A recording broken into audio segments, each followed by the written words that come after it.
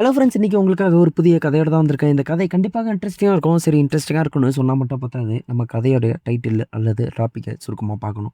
சரி வாங்க, அது என்னன்றத பார்ப்போம். அப்பதான் லாஸ்ட் வரைக்கும் ஸ்கிப் பண்ணாம போலாமா வேணான்றது நமக்கு யோசிக்க தோணும். சரி வாங்க, என்னன்றத பார்ப்போம். நம்ம கதையில சுமார் 4 பேர் இருக்காங்க. மாமியார், மாமனாரு, நம்ம மாப்பிள்ளையோட ஒய்ஃபு. இப்ப என்னன்னா, மாப்பிள்ளை வந்து உள்ளூர்லயே ஒரு தொழில் பண்ணிட்டு இருக்காரு. அதன் காரணமாக பொண்ணு, பொண்ணுடைய கணவர், கணவரோட அப்பா, கணவரோட அம்மா. இவங்க எல்லாருமே ஒரே குடும்பத்தில வாழ்ந்துட்டுருக்காங்க. ஸோ, பொண்ணோட வீடு வந்து இதிலிருந்து சுமார் 100 கிலோமீட்டர் தள்ளி தான் இருக்கு. அதனால அப்பப்பலாம் வந்து பொண்ணால அவங்க அம்மா வீட்டுக்கு போயிட்டு வர முடியாது. இப்படியே போயிட்டுருக்க சிச்சுவேஷன்ல நல்ல நல்ல ஒரு குடும்பம் தான் நடத்தி வாழ்ந்துட்டுருக்காங்க. ரொம்ப சந்தோஷமா வாழ்றாங்க. ஆனா, இப்படியே நல்லா சந்தோஷமா இருந்தபோது தான் திடீர்னு இந்த பொண்ணுடைய மாமியார் வந்து இறந்து போயிடுறாங்க. அதாவது நம்ம கணவருடைய அம்மா வந்து தவறிடுறாங்க. ஸோ, இப்படி போன சிச்சுவேஷன்ல தான் கணவரும், கணவரோட அப்பாவும் ரொம்ப க்ளோஸா இருப்பாங்க. அதற்கும் மேல கணவரோட அப்பாவும், கணவரோட அம்மாவும் வந்து ரொம்ப சந்தோஷமான வாழ்க்கை வாழ்ந்துட்டு இருந்தாங்க. ஆனா, இப்ப கணவரோட அப்பா, அதாவது பொண்ணோட மாமனார் வந்து சோர்ந்து உட்கார்ந்திருக்க காரணத்தினால, கணவர் வேலைக்கு போனதுக்கப்புறம், மாமனாருக்கு இந்த மருமக என்ன உதவி செஞ்சாங்கன்ற ஒரு உண்மை சம்பவ கதை தான் இது. இந்த கதை கண்டிப்பாக இன்ட்ரெஸ்டிங்கா இருக்கும். ஸோ லாஸ்ட் வரைக்கும் ஸ்கிப் பண்ணாம பாருங்க. நம்ம சேனல சப்ஸ்கிரைப் பண்ணாதவங்க சப்ஸ்கிரைப் பண்ணிட்டு போகலாம். சரி வாங்க வீடியோக்குள்ள போலாம். நான் சொன்ன மாரி தான் நம்ம கதையில சுமார் 4 பேர் இருக்காங்க. என்னன்னா, இந்த பொண்ணு வெளியூர்ல வாழ்ந்துட்டு வந்துட்டுருக்காங்க. இந்த பையன் உள்ளூர்ல ஒரு கடை வச்சிருக்கான். இதுல என்ன ஒரு இதுனா, இந்த பொண்ணு வந்து இந்த பையன் இருக்கிற ஊருக்கு வந்து ஒரு வேலைக்காக வராங்க. இப்படி வேலைக்காக வரும்போது இந்த பையன் வீட்டுக்கு பக்கத்துல தங்கியிருக்காங்க. இப்படி பக்கத்து வீட்ல தங்கியிருக்கிற ஒரு காரணத்தினால, அப்பப்ப பக்கத்து வீட்ல வந்து ஏதோ ஒரு சின்ன உதவி கேட்கிறதோ, ஏதோ ஒரு சாப்பாட்டுக்கு வந்து ஏதாவது ஒரு டவுட் வந்து இந்த பையனோட அம்மாகிட்ட கேட்கிறதோ, இப்படியே இருந்த காரணத்தினால, திடீர்னு ஒரு நாளுக்கு அப்புறம் இந்த பையனும், இந்த பொண்ணும் காதலிக்க ஆரம்பிச்சிருக்காங்க. ஃபர்ஸ்ட்டு வந்து காதலிக்கல. ஃபர்ஸ்ட்டு வந்து ஃப்ரெண்ட்ஷிப்பா தான் பழகியிருக்காங்க. ஃப்ரெண்ட்ஷிப் வந்து ஒரு சமயத்துக்கு அப்புறம் காதலாக மாறுது. இது வந்து இந்த கதை இல்ல. நெறைய கதையில நான் படிச்ச வரைக்கும், ஃப்ரெண்ட்ஷிப் தான் காதலா மாறுறது நெறைய இடத்துல வாழ்ந்துட்டுருக்கு. சரி, இப்படி இந்த சிச்சுவேஷன்ல தான் 2 பேரும் கல்யாணமும் பண்றாங்க. ஏன் இந்த பொண்ணு வந்து இந்த பையன நம்பி கல்யாணம் பண்றாங்கன்னு கேட்டா, இந்த பையனோட அம்மா, அப்பா வந்து ரொம்ப சந்தோஷமான வாழ்க்கை வாழ்ந்துட்டு வந்துட்டுருக்காங்க. இந்த பையனோட அப்பா வந்து அவங்க அம்மாவ வந்து கைவிடவே மாட்டாரு. எப்ப பார்த்தாலும் ஜோடியாவே திரியிறாங்க. ஸோ, அதே மாதிரி தான் இவங்க பையனும் இருப்பாங்கன்ற ஒரு நம்பிக்கையில, எப்படியாவது இவன வந்து நம்ம கல்யாணம் பண்ணணும். இவன நமக்கு பிடிக்குதோ இல்லையோ, நம்ம மாமனார், மாமியார் நமக்கு ரொம்ப பிடிக்கும். அவங்களுக்கும் நம்மள ரொம்ப பிடிக்குன்ற காரணத்துக்காக, இந்த பொண்ணு ஓகே சொல்லி கல்யாணம் பண்றாங்க. இந்த கல்யாணத்திலே பல தடைகள் ஏற்படுது. பல தடைகள்னா, மிகப்பெரிய தடைகள்லாம் ஏற்படுது. ஏன்னா, பொண்ணு வீடு ரொம்ப வசதியானவங்க. ஆனா, பொண்ணு வீடு சுமார் 100, 150 கிலோமீட்டர் தள்ளி இருக்கிறாங்க. ஸோ, இப்படி இருக்க சிச்சுவேஷன்ல தான் ஓகேன்னு சொல்லி கல்யாணமும் பண்றாங்க. இப்படியே போயிட்டுருக்கு. அப்புறம் தான் அதாவது கல்யாணத்துக்கு அப்புறம் தான் தெரிய வருது. இந்த பையன் வந்து எந்த விஷயத்துக்கும் சரியில்ல அப்படின்றது. எந்த விஷயம்னா, நைட்டு வந்து எதுவுமே சரியில்லன்ற மாரியான ஒரு விஷயங்கள் தெரிய வருது. இப்படி ஒரு விஷயம் தெரிய வரும்போது, மாமியாரும், மாமனாரும் சந்தோஷமா இருக்கிறத பார்த்து ஏங்குறாங்க நம்ம ஹீரோயின். இப்படி நம்ம ஹீரோயின் ஏங்கிட்டு இருக்கும்போது தான், திடீர்னு ஒரு நாளு நம்ம அவங்களுடைய மாமியார் வந்து இறந்து போறாங்க.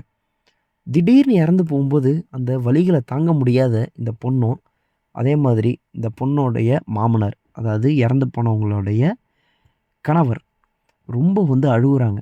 நம்ம பையன் கூட ஓரளவுக்கு புரிஞ்சுக்கிறான். இதுதான் சிச்சுவேஷன்னு. ஆனா, இவங்களால வந்து ஏத்துக்கவே முடியல. இவங்க 2 பேரும் அழுவுறாங்க, அழுவுறாங்க. ரொம்ப கதர்றாங்க. ரொம்ப நாள் ஆவுது. இவங்களால அந்த விஷயத்துலருந்து வெளில வர முடியல. அதே மாதிரி இந்த பொண்ணு கூட ஓரளவுக்கு மேல விஷயத்துலருந்து வெளில வருது. ஆனா, அந்த அதாவது பொண்ணோட மாமனார் வந்து அதுலருந்து வெளில வரமாட்டேங்கிறாரு. அவருக்கு என்னன்னா, தன்னுடைய மனைவி கூட நம்ம சந்தோஷமா வாழ்ந்தோமே, இப்ப அந்த வாழ்க்கை இல்லையேன்ற ஒரு ஏக்கம் வந்து அவருக்கு இருக்கு. சரி, இப்படியே போயிட்டு இருக்கும்போது தான், ஓரளவுக்கு மேல அவரு வந்து ஒத்துக்கிறாரு. இதுதான் நிஜம். இதுக்கு மேல நமக்கு யாருமே இல்ல அப்படின்ற மாரியான ஒரு மனநிலைக்கு, அதாவது இந்த பொண்ணோட மாமனார் வந்து வராரு. இப்படி பொண்ணோட மாமனார் வரும்போது, இவங்களும் வந்து சும்மா இல்லாம, சரி நம்ம வந்து இவருக்கு ஏதோ ஒரு லைஃப் குடுப்போம் அப்படின்ட்டு, இந்த பொண்ணு வந்து என்ன பண்ணுதுன்னா, இவருக்கு வந்து ஏதாவது ஒரு கல்யாணம் பண்ணலாமா அப்படின்ற மாதிரி யோசிக்குது. ஆனா, இவங்க பையனுக்கே கல்யாணம் ஆன சிச்சுவேஷன்ல, இவருக்கு இதுக்கு மேல கல்யாணம் பண்ணி வேஸ்ட்டுன்ற மாரி தோணுது. சரி, இப்படி இருக்கிற சிச்சுவேஷன்ல பையன் வேலைக்கு போறான். பையன் மேலயும் செம்ம வெறுப்புல இந்த பொண்ணு இருக்கு.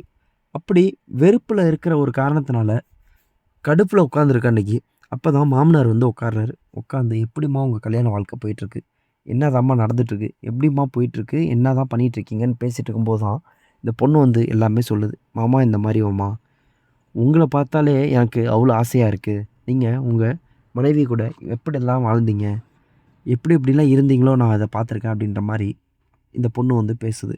அப்பயே நம்ம மாமனார் வந்து யோசிக்கிறாரு. சரி இவங்க நம்மகிட்ட இத தான் எதிர்பார்க்குறாங்க அப்படின்ட்டு. ஆனா அவரு எதுவுமே காமிச்சிக்காத மாரி திரும்பி கேட்குறாரு. உனக்கு என்னதாம்மா வேணும்னு கேட்கும்போது, எனக்கு ஒரு ஐடியா வேணுன்ற மாரி இந்த பொண்ணு கேட்குறாங்க. என்னன்னா, சரி எனக்கு வந்து மாமா நீங்க வந்து சந்தோஷமா இருந்திருப்பீங்க. அது எப்படி சந்தோஷமா இருந்தீங்கன்ற மாரி இந்த பொண்ணு டைரக்ட்டா இல்லாம இன்டைரக்ட்டா கேட்குது. அவரும் வந்து தெளிவா ஒண்ணொன்னா சொல்றாரு. நான் இப்படி இப்படிலாம் இருந்தேன் அப்படின்ட்டு. இப்படி இப்படிலாம் இருக்கும்போது, இந்த பொண்ணு என்ன சொல்லுதுன்னா, மாமா நீங்களே வந்து ரொம்ப கஷ்டத்துல இருக்கீங்க. என்னன்னா, உங்களுக்கு வந்து உங்களுடைய மனைவி இல்லாத ஒரு இது வந்து உங்களால இன்னும் வெளில வர முடியல. ஸோ, அதற்கு வந்து நீங்க ஒண்ணும் கவலைப்படாதீங்க மாமா அப்படின்னு சொல்லும்போது, இவரு கேட்குறாரு. சரிம்மா என்னதாம்மா சொல்ல வரேன்னா, அந்த இடத்த நான் நிரப்புறேன். உங்க பையன் வந்து சுத்தமா சரியில்ல. இப்ப உங்க பையன விட்டுட்டு நான் வெளியில வேற யாருக்கிட்டயாவது இந்த விஷயத்த தேடுனா, உங்களுக்கு தான் அசிங்கம். அதனால நான் வந்து இத யார்கிட்டயும் தேடாம, நான் உங்ககிட்டயே கேட்குறேன் மாமான்ற மாரி இவங்க வாய் விட்டு கேட்குறாங்க. ஸோ இப்படி கேட்கும்போது, அவரு என்ன சொல்றாருன்னா, "என்னம்மா நீ இப்படி கேட்குற?" அப்படின்ட்டு. ஆனா, இவருக்கும் ஒரு கஷ்ட காலங்கள் இருக்கிற ஒரு காரணத்தினால, இவரு ஒத்துக்கிறாரு. இவரு ஒத்துக்கிட்டதுக்கப்புறம், அன்னைக்கேலாம் எதுவுமே செய்யல. ஒரு 3 நாள், 4 நாளுக்கு அப்புறம் தான் இவங்க 2 பேரும் இணைஞ்சு சந்தோஷமா இருக்க ஆரம்பிக்கிறாங்க. இது வந்து இந்த பொண்ணுடைய கணவர், அதாவது நம்ம மாமனாருடைய பையனுக்கு வந்து இது எதுவுமே தெரியல. ஸோ இப்படியே தான் போயிட்டுருக்கு. இவங்க ரொம்ப ரொம்ப சந்தோஷமா இருக்காங்க. அப்பதான் இந்த பொண்ணு சொல்றாங்க, "இது வந்து உங்க பையன்கிட்ட நான் எதுவுமே எதிர்பார்க்கல.